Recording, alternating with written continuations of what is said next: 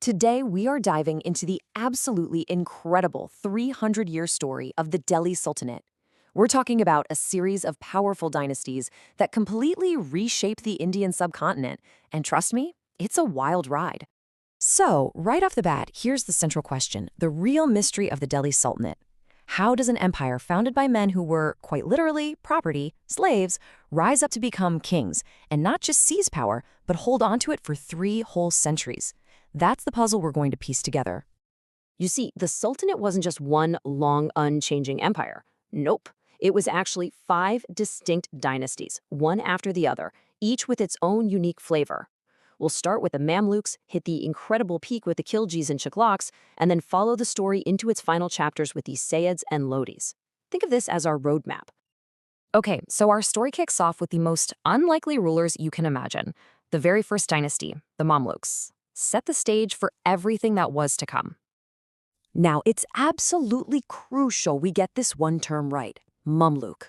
These were not just any slaves. We're talking about elite military slaves, mostly of Turkic origin, who were trained from a very young age in warfare and how to run things. In their world, it was actually possible for a slave to climb the ladder and become a general, a governor, or, unbelievably, even the Sultan himself. So, 3 key figures really defined this Mamluk era. First, you have Aybak, the founder. Then comes Iltutmish, who was the real unifier, the guy who organized the government and fought off early Mongol threats. And then there was Balban, the disciplinarian. He knew he came from slave origins, so he ruled with an iron fist, centralizing all power and bringing in these fancy Persian court customs to make the Sultan seem almost godlike. And right in the middle of all these powerful men, you get the incredible story of Razia Sultan. She was brilliant, a capable leader, handpicked by her own father Iltutmish to take his place. But as the only female ruler of the Sultanate, she faced this constant, relentless opposition from the Turkish nobles. They just could not handle a woman being in charge, and they eventually brought her reign to a tragic, tragic end. So, the foundation that the Mamluks built led directly to the Sultanate's golden age. Under the next 2 dynasties, the Khiljis and the Tughlaqs, this empire reached its absolute peak of power and influence. Alauddin Khilji, this guy was arguably the most powerful ruler the Sultanate ever saw. I mean, at a time when the Mongol hordes were just steamrolling empires all across Asia, he successfully defended India over and over again.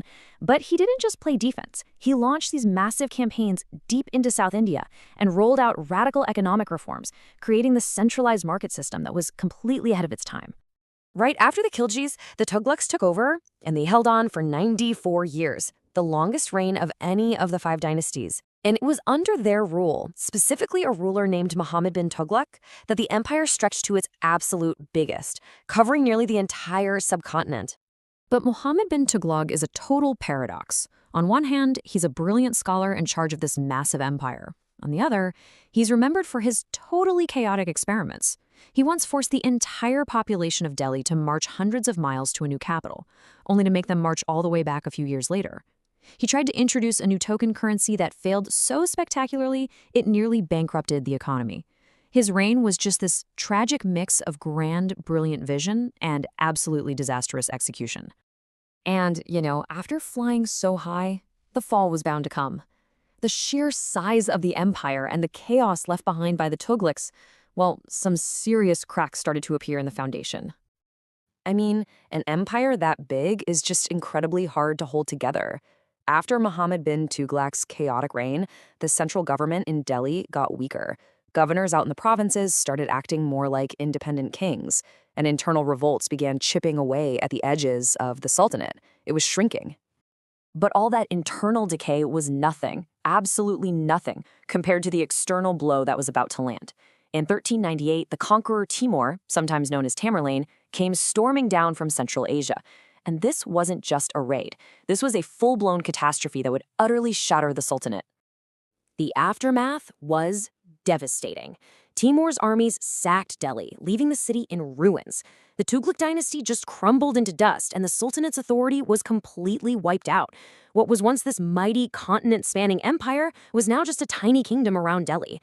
And out of this wreckage, the incredibly weak Sayyid dynasty popped up, basically ruling as puppets for Timur's descendants. So out of the mess left behind by the Sayyids, a new group emerges to write the Sultanate's final chapter. This time it's the Lodis, an Afghan dynasty, and they make one last desperate attempt to bring back the empire's glory days. And this was a really big deal. Up until this point, the rulers had mostly been of Turkic origin. The Lodis were the first Afghan dynasty to sit on the throne in Delhi, and they brought a totally different style of rule with them, one that was based more on a council of tribal equals. You know, the Lodis actually had a pretty promising start. Rulers like Behlul and Sikandar Lodi brought back some stability, even reconquered some lost territory. But then it all fell apart with the last sultan, Ibrahim Lodi.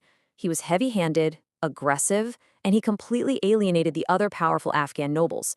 They started to see him as a tyrant, and their unhappiness turned into open rebellion. And this rebellion is what brings the whole thing crashing down for good. The angry nobles did something drastic. They invited an outside power, a ruler named Babur, who just so happened to be a descendant of Timur himself, to come help them overthrow Ibrahim Lodi. And this decision set the stage for one of the most important battles in all of Indian history. The First Battle of Panipat was decisive. Ibrahim Lodi was defeated and killed right there on the battlefield.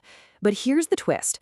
Babur didn't just pack up and leave. He stayed. He claimed the throne for himself, ending the Delhi Sultanate after 320 years and starting a new, even more famous dynasty, the Mughal Empire.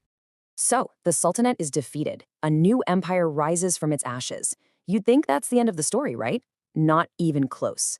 The legacy of those 300 years is so profound that it continues to shape the subcontinent even today. So after 300 years of war, brilliance, chaos, and consolidation, what did it all actually leave behind?